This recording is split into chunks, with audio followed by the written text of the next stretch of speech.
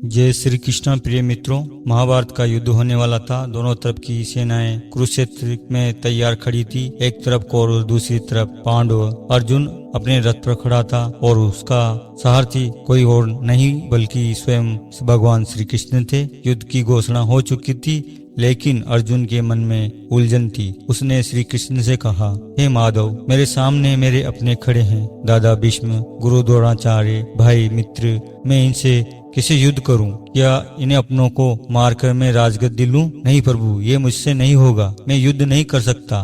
श्री कृष्ण मुस्कुराए। उन्होंने अर्जुन की बात सुनी लेकिन चुप रहे। कुछ देर के बाद श्री कृष्ण ने अर्जुन से कहा, अर्जुन, क्या तुम जानते हो कि तुम कौन हो? अर्जुन चकित होकर बोला, मैं अर्जुन हूँ, पांडवों का योद्धा। श्री कृष्ण ने सिर हिलाया और कहा, नहीं, तुम केवल अर्जुन हो। तुम उससे कहीं बड़े हो, लेकिन तुम्हें तब तक ये समझ में नहीं आएगा जब तक तुम शरीर और भावनाओं से बंधे रहोगे। इसलिए आज मैं तुम्हारे शरीर से ऊपर लेकर जाऊंगा और तुम्हारी असली स्वरूप को दिखाऊंगा। इतना कहकर श्री कृष्ण ने योग बल से अर्जुन की चेतना को शरीर से अलग कर दिया। अब अर्जुन कोई साधारण मनुष्य नहीं रहा, अब वो आकाश बन गया था, विशाल, खुला हुआ, बिना सीमाओं का। श्री कृष्ण बोले, अब तुम न कोई भाई हो, न कोई बेटा, न कोई योद्धा। अब तुम केवल आकाश हो, सब कुछ देखने वाला। अब देखो इस संसार को बिना किसी मोह के। अर्जुन ने देखा कि धरती पर जीवन चलता रहता है। कोई जन्म ले रहा है, कोई मर रहा है, कोई हंस रहा है, कोई रो रहा है। रिश्ते बनते हैं और फिर भी खत्म हो जाते हैं। एक पिता मरता है, उसका बेटा दुखी होता है, लेकिन कुछ समय बाद में वह सामान्य भी हो जाता है। ये जीवन की सच्चाई है। श्री कृष्ण ने कहा, देखो अर्जुन, ये सब शरीर का खेल है।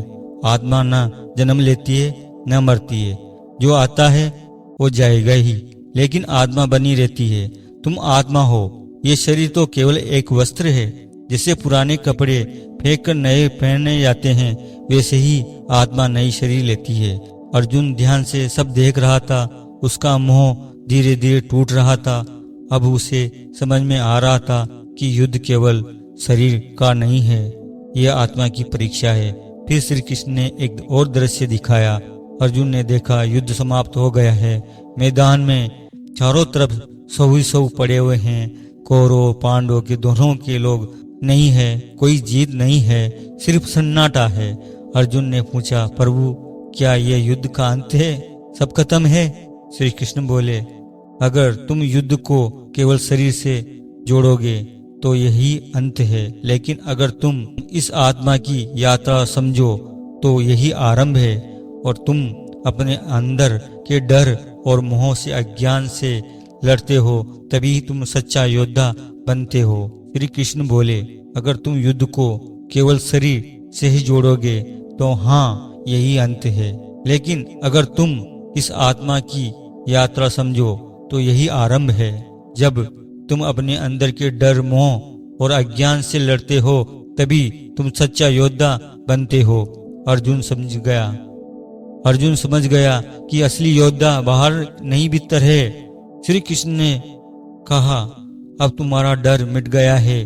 अब तुम जान गए हो कि तुम केवल अर्जुन नहीं हो, तुम आत्मा हो, अजर अमर। अब तुम अपने कर्तव्यों को समझो और बिना किसी मोह के कर्म करो। अर्जुन ने सिर झुकाया और कहा, प्रभु, अब मुझे सब समझ में आ गया है। अब मैं युद्ध करूंगा, लेकिन नफरत या मोह से नहीं, मैं धर्म के लिए युद्ध करूंगा। श्री कृष्ण मुस्कुराए और अर्जुन की चेतना को वापस उसके शरीर में ला दिया। अब अर्जुन पहले जैसा नहीं रहा।